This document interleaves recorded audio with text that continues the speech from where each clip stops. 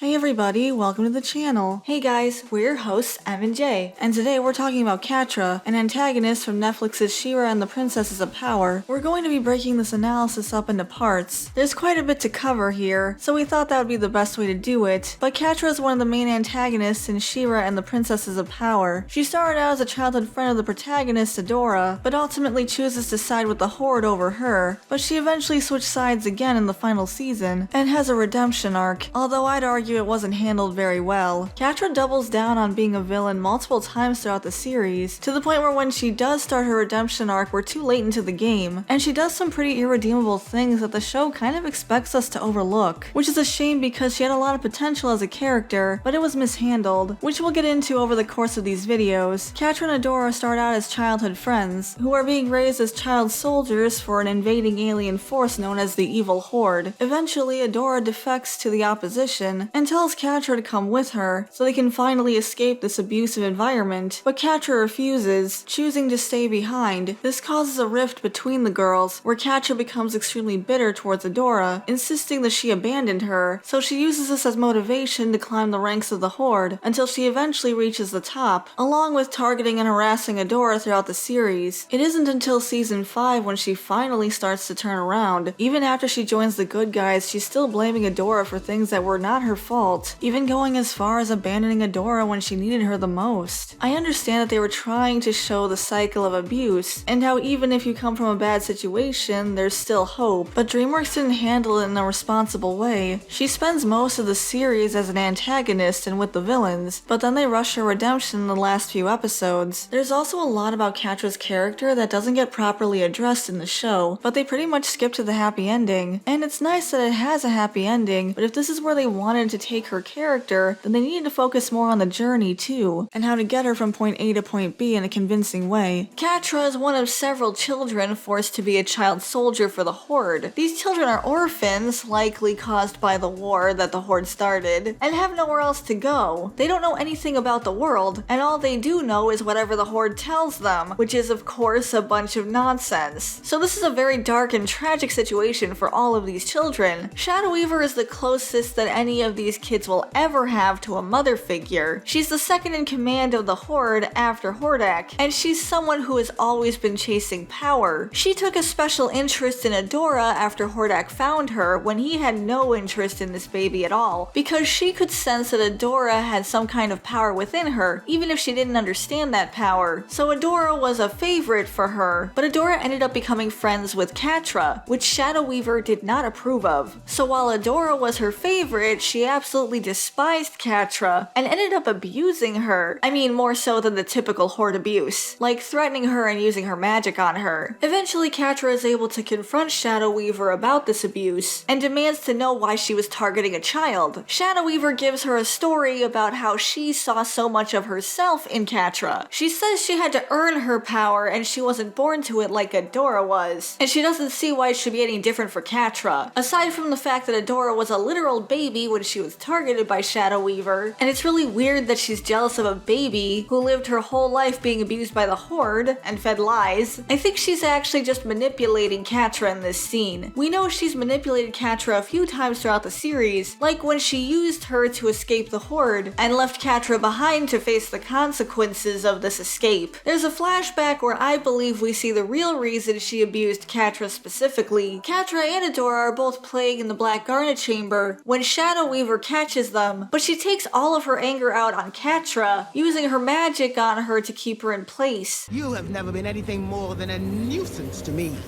I've kept you around this long because Adora was fond of you, but if you ever do anything to jeopardize her future, I will dispose of you myself. Do you understand?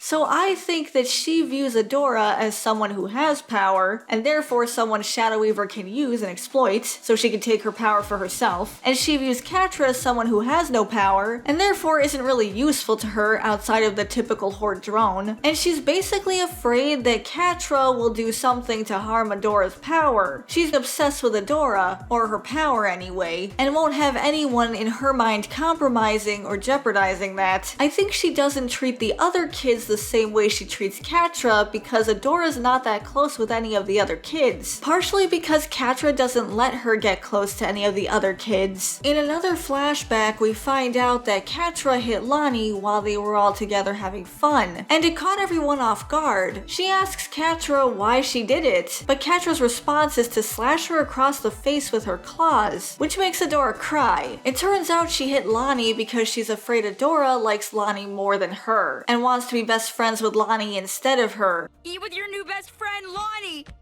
Is that why you hit her? I know you like her better than me. You're supposed to be my friend.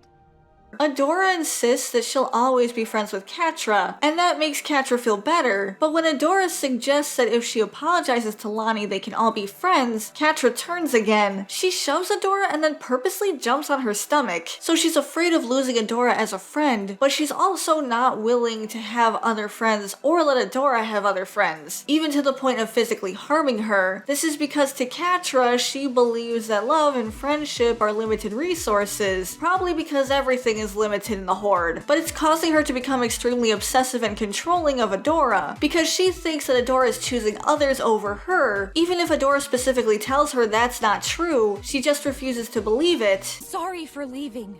I couldn't go back to the Fright Zone, not after I saw what the Horde was really doing. But I never wanted to leave you. This is a very serious problem with Catra, and it's one that's never really addressed. This is something that Catra struggles with as she gets older, and it just gets worse. And the show basically sweeps it under the rug. Catra actually has a problem with violence, not just when it comes to Adora, but in general. There's a scene where Catra gets into an altercation with Octavia, except Octavia was actually just standing around, existing, and Catra happened to be in the area as well. Why would you try and pick a fight with Octavia anyway? I didn't do anything. All I did was exist near her and scratch her on the eyeball and call her a dumb face. Catra! What? She has a dumb face! She called Octavia a dumb face and scratched her eye out, which is a pretty serious injury, and the show basically treats it like it's not a huge deal. What happened to the eye? Oh, this? Catra scratched it out when she was 6. And now, I bet she's gonna do the exact same thing to all of you! She goes crying to Adora after Octavia retaliates and explained what happened. Adora takes her back to Octavia and it looks like they're gonna try to talk it out. But Adora actually just heckles Octavia and calls her a dumb face too. And the girls run away laughing. Adora is also a child and it's not her responsibility to try to discipline or teach Catra anything. But she's ending up reinforcing Catra's violent tendencies. Unfortunately, Catra doesn't have any positive role models in her life, and she's growing up in the very violent and abusive Horde, so it's no surprise that she's acting out. But it's also not surprising that these violent issues are following her as she gets older, and it's never properly addressed. Catra needs therapy. She very desperately needs therapy, but they never really talk about getting help for her or any of the kids who were abused in the Horde, and I think that's a big mistake. The show seems to believe that relationships are the best way to help people who have suffered like this, whether those relationships are romantic or platonic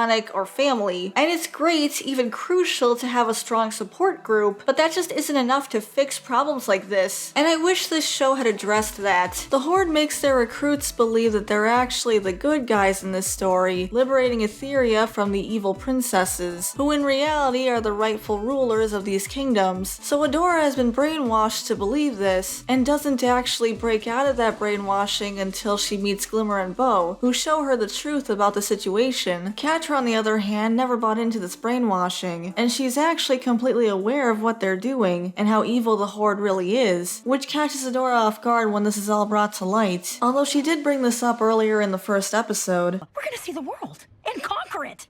Adora, I need to blow something up.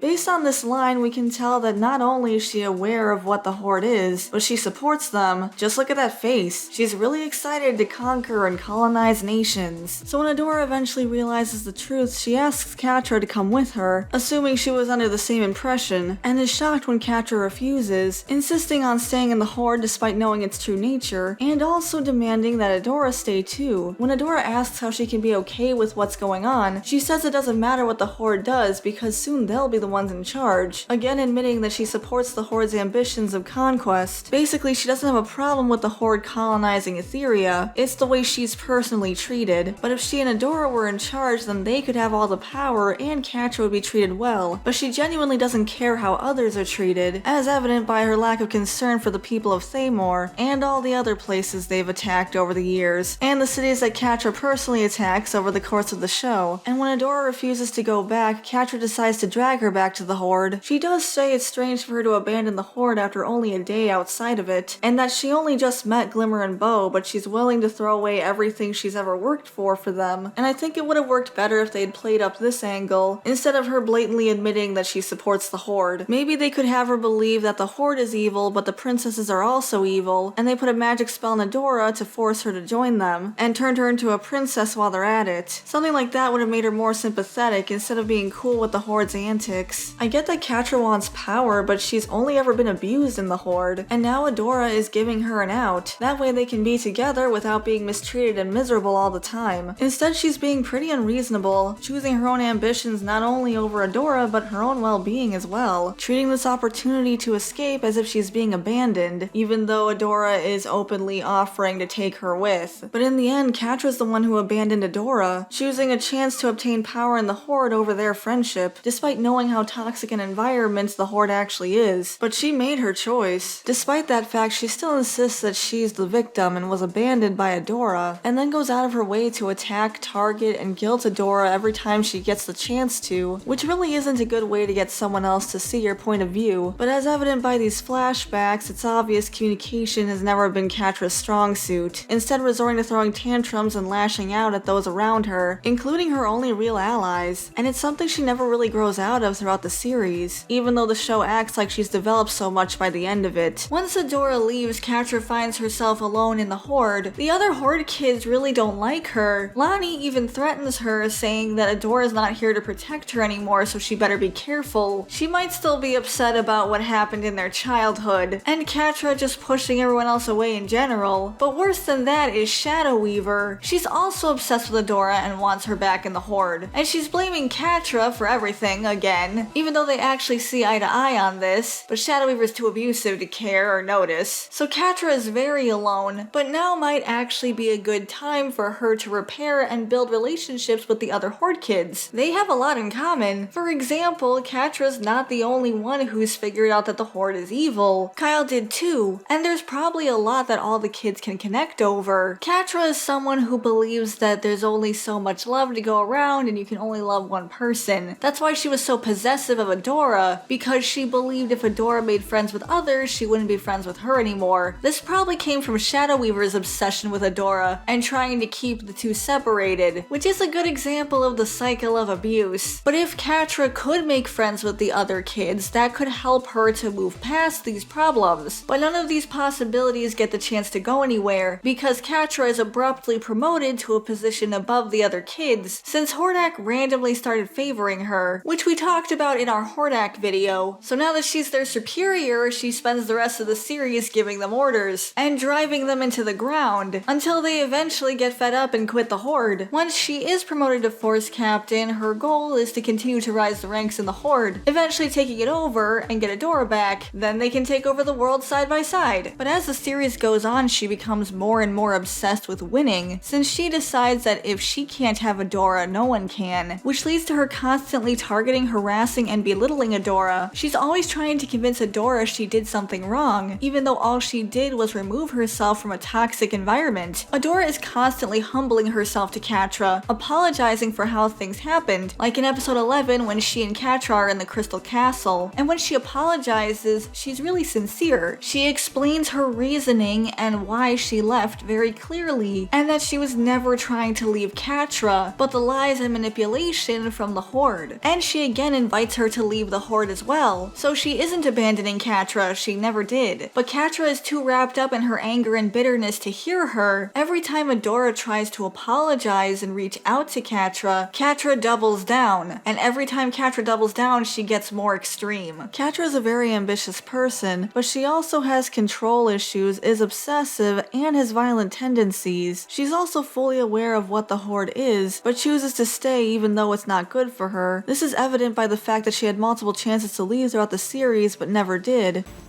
I don't want to leave.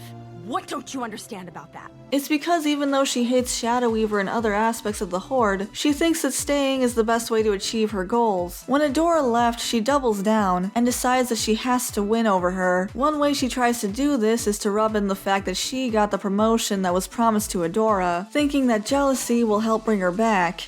Check it out. Looks like with you gone, I got your promotion. Seems like only yesterday this was the thing you wanted most in the world.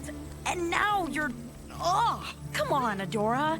Hasn't this all gone on long enough? What Catra doesn't understand is why Adora wanted to be Force Captain. She never really wanted power. What she wanted was to help people, and she was under the impression that the Horde was doing that, so having a role of authority in the Horde would ultimately help people. But once she realized that that wasn't the case and the Horde are actually the bad guys, she leaves to pursue her own goals, and invited Catra to come with her. And that's something Catra never seems to grasp throughout the series, or the fact that their goals don't actually line up. In the end, Catra is the one who abandoned Adora, but she still insists that she's been victimized by her. And despite Adora constantly apologizing to her and trying to explain the situation, Catra refuses to listen, and it gets to a point where she tries to totally cut her off, where she leaves her dangling over the edge of a cliff, and Adora begs her not to leave her like this and apologizes profusely for hurting her, even if she didn't mean to, proving that Adora is not the one who broke their promise to always look out for each other. Catra did. She's not looking out for Adora when she demands she comes back to the Horde, despite knowing it's an abusive environment, but she's always insisting that Adora sacrifice her own well-being to meet her demands. Everything has to be Catra's way or she'll just leave Adora on the side of a cliff. And unfortunately, it only gets worse from here. So that's part 1 of our character analysis for Catra. Stay tuned because there's a lot more to come. Thanks so much for watching. Before we go, we want to give a shout out to our members: Caleb Nelson, Stutania, Tyrant Carnivore, Adam K, Shiny Orc Boy, The Rabbit Mancer, Hunter Rose, General Bolivar, Depth Charge Media, Samru163, Kopitio Bozinski, Gabby Hime, Sandy Martin, Verdant Range, Butcher7 Actual, Dash Hound, Bandito Bane, JBR, Hussyman42, Mixel, Eric Griffin, Phantom of the Night, and Phil C. Thank you all so much for your support. If you want to become a member, you can hit the join button next to the subscribe button. And if you enjoyed the video, you can leave a like and subscribe to the channel. That helps us out a lot too, and it's free. We also have a Buy Me Coffee if you want to support us that way. Thanks again for watching, and we'll see you in the next episode. Bye everyone. Bye guys.